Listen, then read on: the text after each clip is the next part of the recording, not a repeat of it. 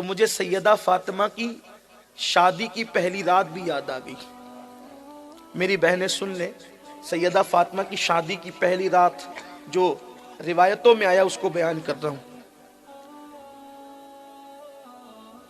سیدہ فاطمہ کی شادی کی پہلی رات تھی جب مولا کائنات سامنے آئے تو سیدہ فاطمہ مولا علی کو دیکھ کر رونے لگی، آنکھوں میں آنسو آ گئے۔ تو مولا کائنات نے پوچھا کیا میں تمہیں پسند نہیں ہوں؟ میری شادی تمہارے ساتھ ہوئی ہے تو اس پہ تم خوش نہیں ہو؟ سیدہ نے کہا علی تم سر سے لے کر پیر تک میری خوشی ہو، تم میری مرضی ہو۔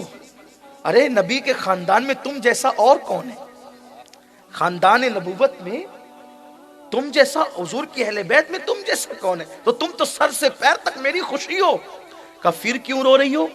کہا کہ آج عزت کے بستر میں داخل ہونا ہے تو مجھے اس لیے رونا آ رہا ہے کہ آج فاطمہ شادی کی پہلی رات میں عزت کے بستر پر لیٹے گی تو عزت کے بستر پہ لیٹنے سے پہلے مجھے قبر کی بستر پہ لیٹنا یاد آ رہا ہے۔ علی آج سہاگ رات میں، پہلی رات میں، شادی کی رات میں مجھے قبر کی رات یاد آ رہی ہے۔ کون کہہ رہا ہے؟ جس کے باپ کی جنت ہے، جس کے والد جنت کے مالک ہے، جس کے والد مالک ہے، وہ کہتی کہ شادی کی رات کے بستر پر لیٹنے سے پہلے مجھے قبر کی رات کا بستر یاد آتا ہے کہ وہ قبر کی رات پہلی کیسی ہوگی۔ پھر کہتی علی اگر تم اجازت دو مجھے قبر یاد آ گئی ہے، آج میں بستر پہ نہیں، آج کی رات میں مصلی پہ گزارنا چاہتی ہوں تاکہ اپنے اللہ کی بارگاہ میں آنسوؤں کی سوگات پیش کروں۔ مولا کائنات تھے وہ، پھر وہ مولا کائنات تھے، کہنے لگے کیوں نہیں، ہم بالکل خدا کی عبادت کریں گے۔ تاریخ کے اوراق گواہ ہے، آگے علی پاک کا مصلی تھا اور پیچھے سیدہ فاطمہ کا مصلی تھا۔ شادی کی پہلی رات اس شان سے گزری۔ کس کی؟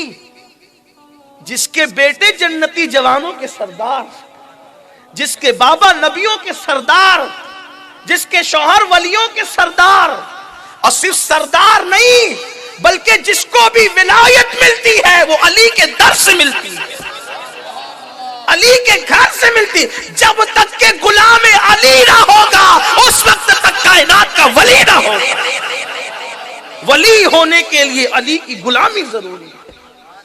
سلامی جس کے در کا ہر ولی ہے، امام اہل سنت کا شعر ہے، سلامی جس کے در کا ہر ولی ہے، علی ہے ہاں علی ہے وہ علی ہے۔ ان کی رات شادی کی پہلے اس طرح گزر، اور ہماری رات